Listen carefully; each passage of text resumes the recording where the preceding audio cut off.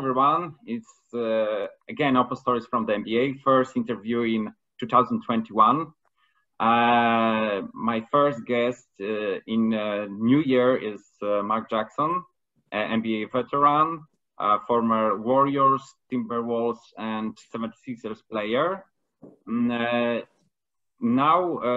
currently, you comment 76ers games and how it looks from your perspective. Are you satisfied? What is your opinion about the current 76ers? This season, for the 76ers, I believe they made some very good moves to help the ball club advance in the standings. A big issue the last couple of years was spacing, not having enough shooters that would help space the floor for Ben Simmons to slash, for Joel Embiid the post. They've had shooters in the past, but now they've added shooters in Danny Green, Seth Curry, who in the starting lineup helps with the spacing. And because of that spacing, it's going to help Ben Simmons and Joel Embiid flourish. As you see now, the team is playing faster. They're really getting open shots because of the spacing that those two players provide. Mm-hmm. And do you believe that Ben Simmons will still developing his skill and ability to on the three-point line? I do. He shot a three yesterday or the day before, 2 games ago. He can make the three. I watch Ben Simmons before every game. He shoots 500 and he makes 400. So he can shoot the three. He just chooses not to. And that may be fine for now, but I believe eventually him shooting a three-pointer will help with spacing, which additionally add to the benefit of the team. Mm-hmm. Let's start with your life and your NBA career. You grew up in Philadelphia, and who was your favorite NBA player? And I guess that team it was 76ers. Yes, so for me, my favorite team was, of course, the Philadelphia 76ers. Being born and raised in Philadelphia, which is a basketball city, everybody have to love the 76ers. You're born to like the 76ers. With that being said, my favorite player of all time is Karl Malone, who played for the Utah Jazz. As a basketball player, Karl Malone is somebody who I strive to emulate and to pattern my game after. Mm-hmm. And when you play on the court as a kid, do you try also to use the Karl Malone moves and try to be like him? Yes, absolutely, absolutely. For me, it was just me seeing a guy that was my size, in height and body, and to have the ability to post, the ability to shoot the jump shot, was something I thought, hey, maybe I can become that player. And he's the second all-time in NBA points. And I did that. So all the time I shoot a layup or make a move, and I would say, Karl Malone. Because for me, that's somebody I wanted to try to emulate. Mm-hmm. Before you are in the NBA, it's a really tough and long way, and being good in the primary or in the high school doesn't mean that you will be a professional basketball player. Did any of your colleagues from the primary or high school or from the college times play in the NBA? Oh, yes, a lot. So when I grew up, it was a group of us all the same age, same grade. Alvin Williams was one of them. Alvin Williams played 12 years in the NBA. His main team he played for the most was Toronto Raptors. Mm-hmm. I believe he was a starting point guard for the Toronto Raptors for 6 years. Rasheed Wallace, who we all know. Rasheed Wallace, we grew up together. Katina Mobley played for Houston Rockets, the Los Angeles Clippers for 10 years. I grew up with these guys. We all grew up playing together, working out together, and just striving to one day to say we're NBA players. So it's been quite a lot of us. Mm-hmm. Yeah, I remember Rashid Lewis from the times when he played in Orlando Magic, my favorite team. And how it look, because I guess that on the court there was competition between you, and but you were also colleagues, maybe even friends. How do you support each other? Oh, who are playing? How do you support each other as young talented basketball players?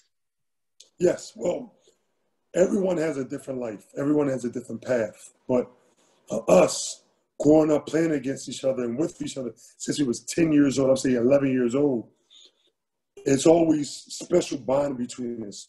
Like now we're currently working on a movie called The Philadelphia Fab Five. Because we had so much in common.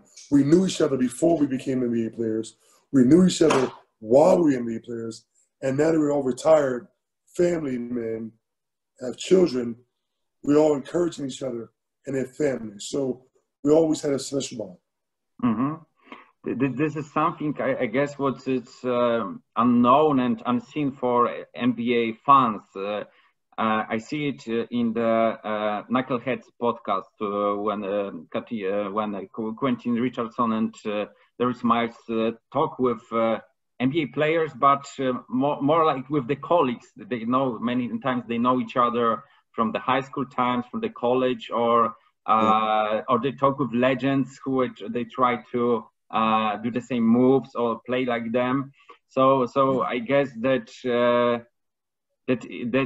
you see also the development and the growth of even IQ, basketball IQ of your colleagues, how they change, how they became good or even better, or sometimes they stop their career on the college level or high school level.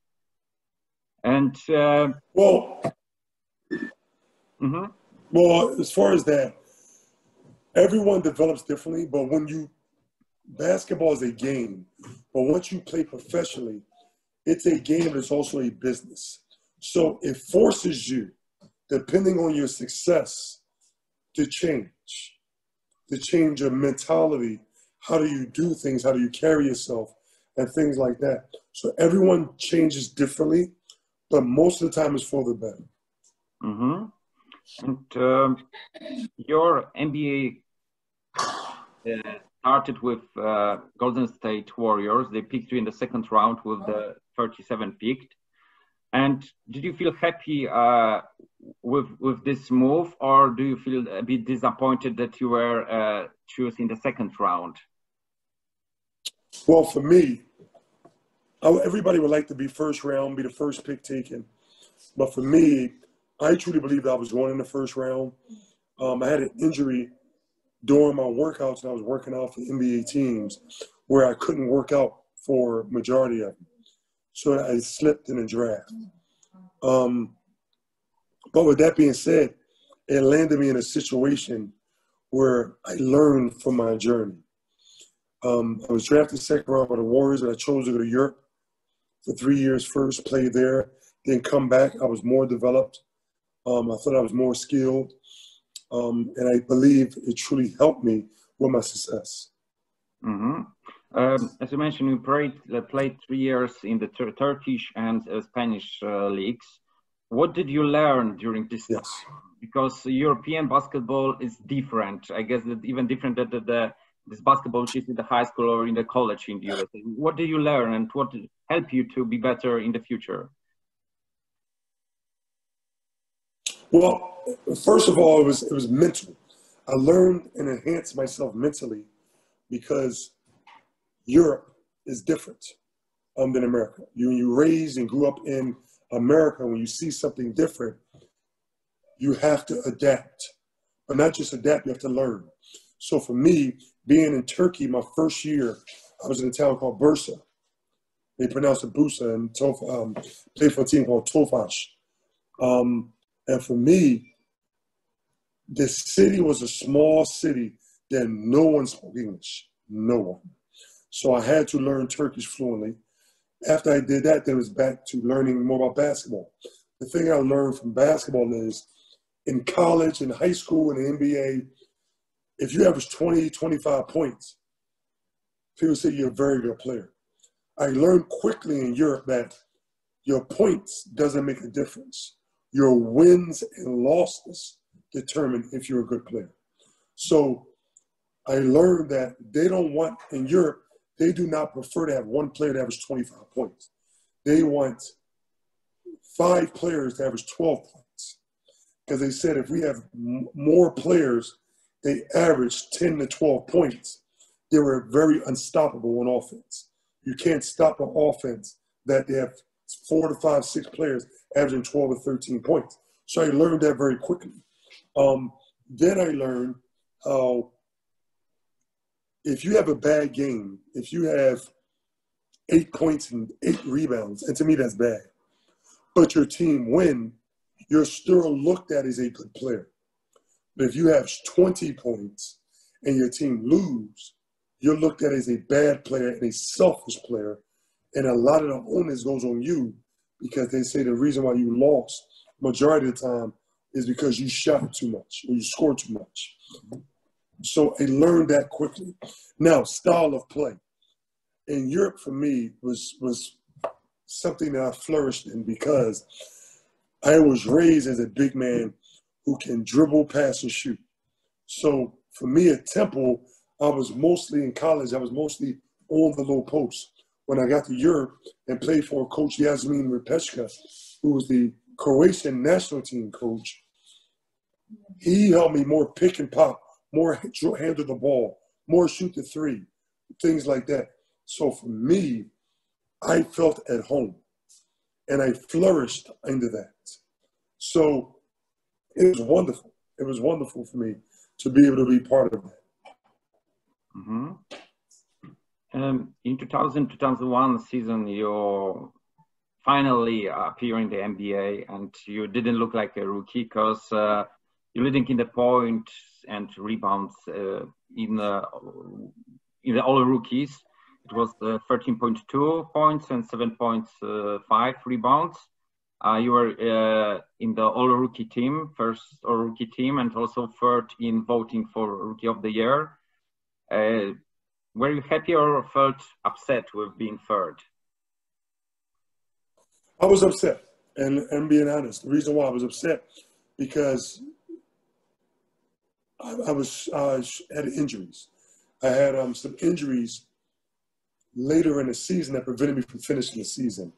So the big onus was I didn't play enough games to qualify for Rookie of the Year. So I was disappointed because of that. I wanted to be Rookie of the Year. You know, we always keep competing versus people. You want to win. You want to be first. You don't want to be third. So for me not to get Rookie of the Year when I led all rookies in points, rebounds, it was very disappointing. It's like I did not finish what I started. So I was very disappointed. Mm-hmm. After this very good season, you were really close to be in the Houston Rockets in the next season, but Golden State Warriors matched your offer. Were you happy with this move or unhappy? I was disappointed. I wouldn't say happy or unhappy because it's a business. Mm-hmm. I think I was disappointed because for a couple of things. First, I had some really good friends for Houston Rockets. So that's why I signed with them. Katina Mobley, mm-hmm. Steve Francis. I was really good friends with them. So for me to go there and play my friends was going to be great. But then I had an agreement, a verbal agreement with Golden State. They were not going to match the offer. They were going to let me play for Houston. And then with 15 minutes left, they matched the offer.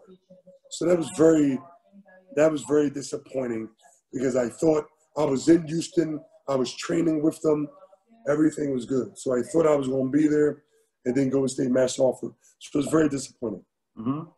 It was a quite strange decision, especially that at this time Golden State Warriors got really good front court and a lot of talented young big players. But the management decided to get you again in the Warriors in the next season. And how could you describe your relation with Dave Cowens? because he was legend. He got the knowledge which could be useful for you as a big man. Dave Collins is great. I learned so much from Dave Collins because Dave Collins he wasn't just a big man. He was a tough big man. So he played the way I like to play. I like to be tough. I like to be physical. And for me, that was awesome. So it was a good experience to be coached by a great big man himself. And I was very pleased that I learned so much from him. Mm-hmm. Next season, 2001, 2002, just before the trade deadline, you were traded to Minnesota Timberwolves. How did you feel with the perspective to play with Kevin Garnett? Very talented at that moment, with the all-star and even superstar attitude. How it was for you? It was great because Kevin Garnett and I were really good friends. So it was great to play with him because he was similar to me. He was very intense. He loved the practice. When you get in the NBA, because there's so many games, a lot of teams don't practice a lot. But if your superstar player loves practice, then that team will practice more. So for me being in Minnesota, it was wonderful because we practiced a lot and we scrimmaged a lot in practice. So I had the great opportunity to guard Kevin Garnett. So it was fun. And I loved that opportunity. Mm-hmm. Kevin was known from his tough defense and also tough way to communicate with other players. Did he communicate the same with teammates, like with the opponents? Yes, we talk trash. We talk trash in practice, yes. But for us, that's what I did too. So I didn't mind it. But a lot of people, if you're not a trash talker, then you would not like Kevin Garnett. But me, I loved him. I love KG because I played the same way. So it was a great experience to be playing and practicing every day and playing games every day with a guy that was just like me. Mm-hmm. Before 2003-2004 season, you were traded to Philadelphia, so you come back to the hometown. What does it mean for you to playing in the place where you grew up? It was a magical, I'm going to use the word magic. It was magic to play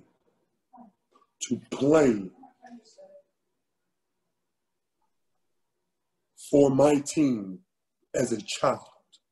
I was a young boy growing up in Philadelphia, watching Dr. J, Moses Malone, then Charles Barkley, great players wear a 76 uniform. And I got a chance to wear a 76 uniform. So it was incredible. It was like a dream come true. Mm-hmm. And did you feel some special support from the audience, from the fans, that you were that guy, you were from the Philadelphia? Did they show there with the being more positive for you, with more applause and so on? Yes, absolutely. Absolutely. It was I was a fan favorite because I'm a Philadelphia guy, and also not just a Philadelphia guy, but I'm a tough player. Philadelphia, they like hard-working, tough players, and that's who I was. So yes, I was from Philadelphia, but they liked me more because I was a hard-working, tough-nosed player. Mm-hmm. And also in Philadelphia, you've got one of the best seasons in your career. It was season 2004 and 5 with 12 points and 5 rebounds. Was it only the meaning of playing in your hometown, or also you feel really good that there was good atmosphere in the locker room, the coaching? What was the main reason that you again play on the high level? Because it was a few reasons. One was the coach, Coach Jim O'Brien, who was my favorite coach of all time. Coach Jim O'Brien, he was another no-nonsense coach. He was tough on you. He was hard on you. This is what we're going to do. I don't care what you like. This is what we're going to do. I like that. Because that's the kind of person that I am, and I like it. So, plus, I was playing with Allen Iverson, playing another good friend of mine, Aaron McKee, just playing in my home city, and then playing with good guys I know, and having a great coach. It's just all added up. Mm-hmm. How it was to be in the same team with Allen Iverson, because of course that there's the one what media created, like that he was not a non-practice guy, that he wasn't put a lot of effort and so on, but he was one of the greatest shooting guards and player in the history. And could you tell us something more about him and about his talent, about his attitude, how it was to be close to Allen Iverson? It was great being close to Allen Iverson because Allen Iverson's a good dude. I know the media painting them as this bad guy, but Allen Iverson's a very, very small individual. And when we practiced, he got hit a lot. So because he got hit so much, he had a lot of injuries. So the biggest difference in mentality in Europe between Europe and the NBA is, in Europe, they feel as though you should practice every day, 2 times a day. In the NBA, they don't believe that. They don't believe that because you play too many games. They think rest helps you play better. In Europe, from the coaches I have, they be like, no, the more we work and practice, the better you'll play in games, which I disagree with, but that's how it is. So it was okay for players to rest and not practice every day because Allen Iverson led the NBA in how many minutes he played. He led the NBA because he played so much. He was so small. He got hit so much. A lot of times he was injured, but he played through injuries. So you want this player to practice through injuries? If he practices through his injuries, he can't play in the games. Mm-hmm. So majority of times is you let him rest on practice, and he can play for games, he 30 points. Mm-hmm. The last 2 seasons you played in Nets and also with Hornets. Then you come back to Europe. Did you try to come back again to the NBA? After I went back to Europe? Yes, after you came back to Europe. No. So when I went to the NBA, when I was a free agent, I was a free agent, and I had about 4 good offers from the NBA. But for me, first of all, the European money was great. Went to Olympiacos, and I just wanted to change. And for me, I chose Olympiacos over the Cleveland Cavaliers. So, and Orlando Magic. So for me, I love my decision, and I wouldn't take it back for anything in the world.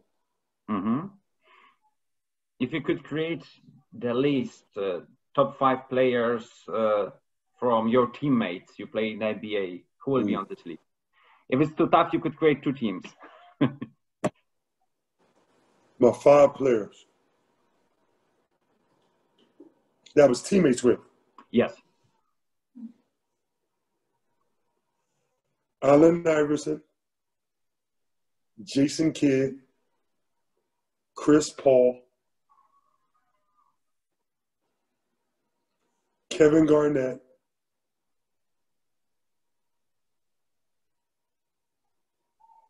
and Aaron McKee.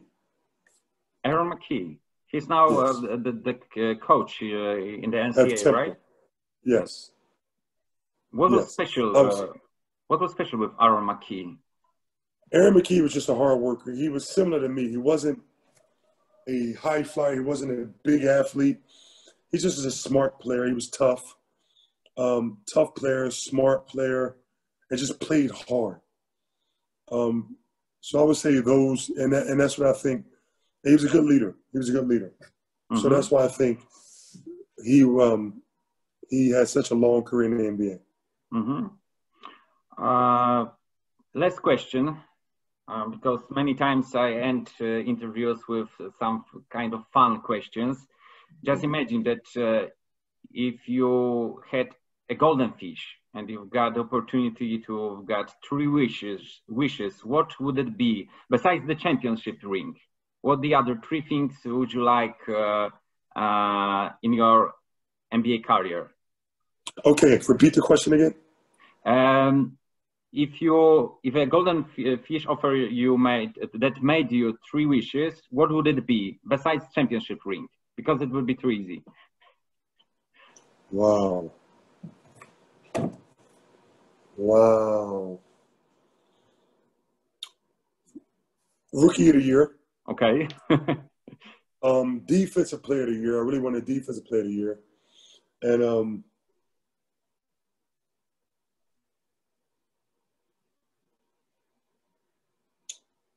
And to be the president of an NBA team. Okay. So we've got 3. Marc, thank you very much for the chance to talk, to get some inside knowledge of what happened in the NBA, the NBA teams, because it's really, really important to know something more that starts from the games. I hope that this season will be surprised in a positive way for you, as I guess still Philadelphia 76ers fan. And again, I hope that this 2021 will be really good and much more positive year than it was 2020. I think it will. Okay, Marc. Thank you. Thank you very much again. You're Goodbye. welcome. All right, bye.